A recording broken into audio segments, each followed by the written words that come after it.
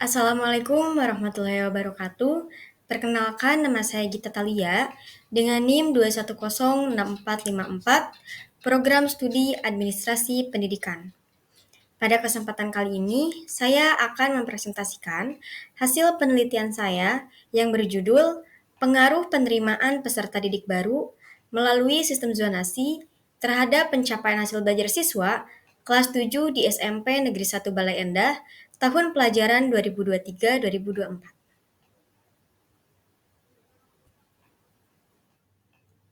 Baik, selanjutnya kita ke latar belakang.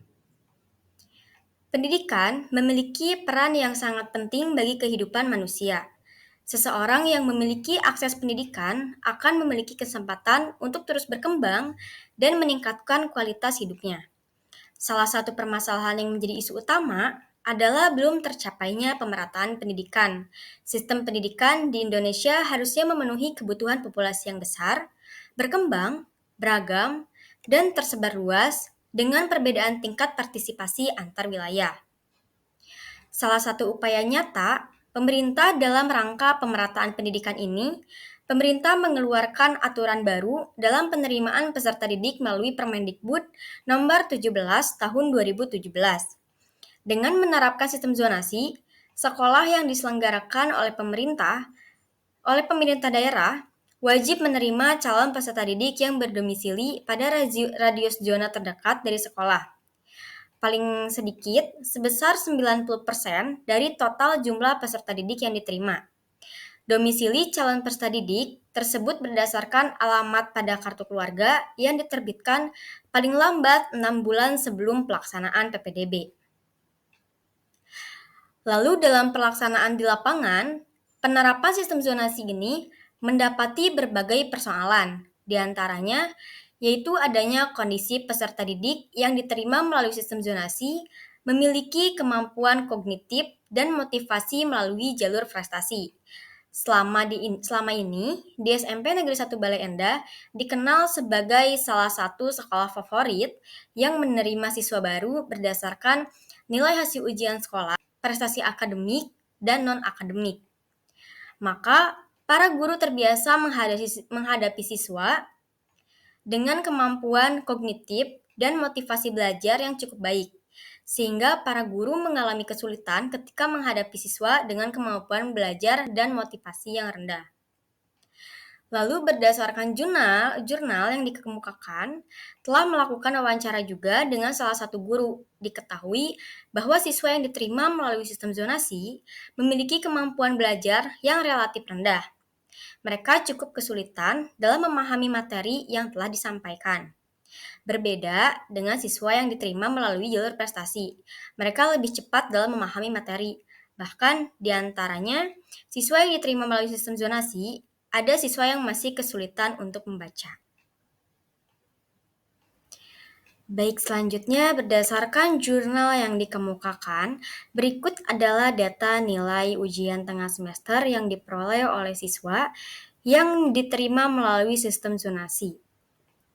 Dalam pembelajaran, para siswa yang diterima melalui sistem zonasi ini kebanyakan kurang memperhatikan penjelasan atau materi yang diberikan oleh guru, karena mereka sibuk dengan kegiatan yang lain seperti mengobrol.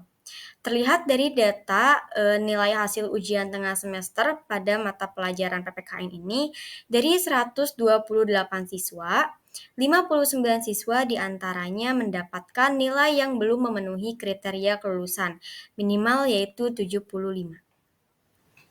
Oke, baik. Selanjutnya kita masuk kepada rumusan masalah. Di sini saya mengambil 3 rumusan masalah, yaitu yang pertama, bagaimana gambaran sistem zonasi di SMP Negeri 1 Balai Endah. Yang kedua, bagaimana gambaran pencapaian hasil belajar siswa di SMP Negeri 1 Balai Endah. Dan yang ketiga, seberapa besar pengaruh penerimaan peserta didik baru melalui sistem zonasi terhadap pencapaian hasil belajar siswa kelas 7 di SMP Negeri 1 Balai Endah tahun ajaran 2023-2024. Untuk tujuan penelitiannya itu yang pertama, untuk mengetahui bagaimana gambaran sistem zonasi di SMP Negeri 1 Balai Endah. Yang kedua, untuk mengetahui bagaimana gambaran pencapaian hasil belajar siswa di SMP Negeri 1 Balai Endah. Dan yang ketiga, untuk mengetahui seberapa besar pengaruh penerimaan peserta didik baru melalui sistem zonasi terhadap pencapaian hasil belajar siswa kelas 7 di SMP Negeri 1 Balai Endah tahun ajaran 2023-2024. Baik, selanjutnya kita masuk ke bab 2 yaitu kajian teori. Yang pertama, sistem zonasi.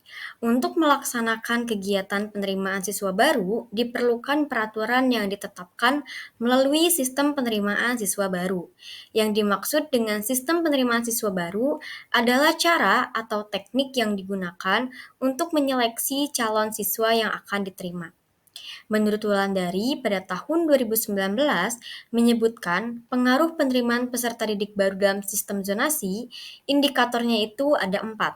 Yang pertama, objektif, yang kedua, akuntabel, yang ketiga, transparan, yang keempat, tanpa diskriminasi. Berdasarkan Permendikbud nomor 17 tahun 2017, pasal 2 menyebutkan bahwa PPDB bertujuan untuk menjamin penerimaan peserta didik baru berjalan secara objektif, akuntabel, transparan, dan tanpa diskriminasi. Lalu yang kedua, yaitu pencapaian hasil belajar siswa. Hasil belajar adalah kompetensi atau kemampuan tertentu yang dicapai oleh siswa setelah mengikuti proses belajar mengajar dan meliputi keterampilan kognitif, afektif, maupun psikomotor menurut Wulandari pada tahun 2021. Pendapat dari Mustaqim pada tahun 2020, hasil belajar adalah sesuatu yang dicapai oleh peserta didik dengan penilaian tertentu yang sudah ditetapkan oleh kurikulum lembaga pendidikan sebelumnya. Lalu menurut More, dalam Ricardo dan Meilani 2017, indikator hasil belajar ada 3 ranah, yaitu yang pertama, ranah kognitif, ranah efektif, dan ranah psikomotorik. Ranah kognitif ini diantaranya pengetahuan, pemahaman, pengaplikasian, pengkajian, pembuatan, serta evaluasi. Lalu yang kedua, ranah efektif itu meliputi penerimaan, menjawab, dan menentukan nilai. Lalu yang ketiga, ranah psikomotorik meliputi fundamental movement, generic movement, ordinative movement, creative movement. Nah, baik, selanjutnya kita ke penelitian terdahulu. Di sini saya mengambil dari 2 judul. Yang pertama ada pengaruh penggunaan internet terhadap hasil belajar siswa sekolah menengah atas di kota Yogyakarta dan ditulis oleh Muhammad Mujib pada tahun 2013. Hasil analisa yang didapatkan yaitu frekuensi menunjukkan bahwa penggunaan internet di kalangan siswa SMA di Yogyakarta cenderung ke arah positif. Artinya, mayoritas responden menggunakan internet untuk hal-hal yang positif. Dalam hal ini adalah sebagai media belajar.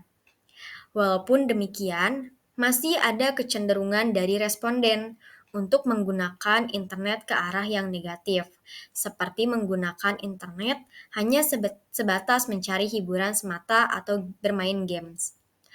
Lalu yang kedua, peningkatan hasil belajar siswa melalui model pembelajaran kooperatif tipe To Stray atau TSTS pada siswa SMP yang ditulis oleh Elok Nurianto pada tahun 2020 yang mengemukakan hasilnya yaitu hasil belajar matematika, materi persamaan garis lurus, peserta didik di SMP dapat meningkat melalui penerapan model pembelajaran kooperatif tipe To Stray.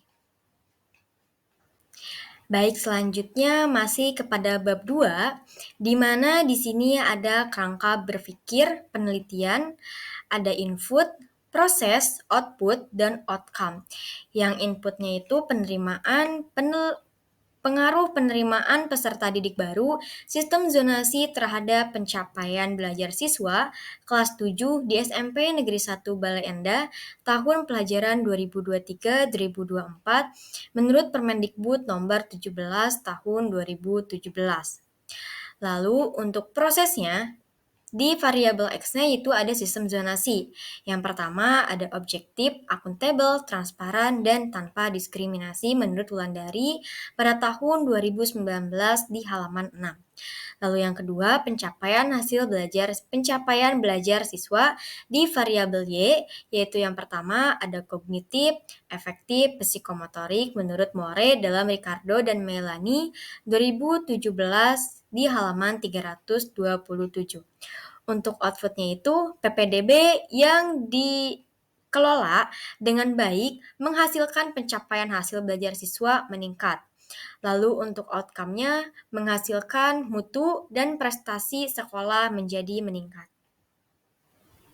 Baik, yang selanjutnya kita memasuki kepada bab 3, yaitu metode penelitian. Yang pertama, metode yang digunakan dalam penelitian ini yaitu metode deskriptif dengan pendekatan kuantitatif. Mengapa saya memilih metode deskriptif kuantitatif? Karena target saya membutuhkan data yang bentuknya jumlah dan angka, sehingga memerlukan kuantitatif untuk membantu saya menyelesaikan permasalahan dari judul yang saya ambil. Lokasi penelitian yang saya ambil yaitu bertempat di SMP Negeri 1 Bale Endah, Jalan Adipati Agung, nomor 29, Bale Endah, Kecamatan Bale Endah, Kabupaten Bandung, Jawa Barat, dengan kode pos 40375. Responden atau sumber data yang akan saya ambil yaitu seluruh siswa kelas 7 di SMP Negeri 1 Bale Endah dengan teknik pengelolaan data, kuesioner, dan angket. Baik, sekian laporan dan hasil presentasi saya mengenai penelitian yang berjudul Pengaruh Penerimaan Peserta Didik Baru melalui Sistem Zonasi terhadap Pencapaian Hasil Belajar Siswa kelas 7 di SMP Negeri 1 Bale Endah tahun pelajaran 2023-2024. Mohon maaf apabila masih banyak kekurangan dari proposal penelitian ini, maka dari itu saya ucapkan terima kasih. Assalamualaikum warahmatullahi wabarakatuh.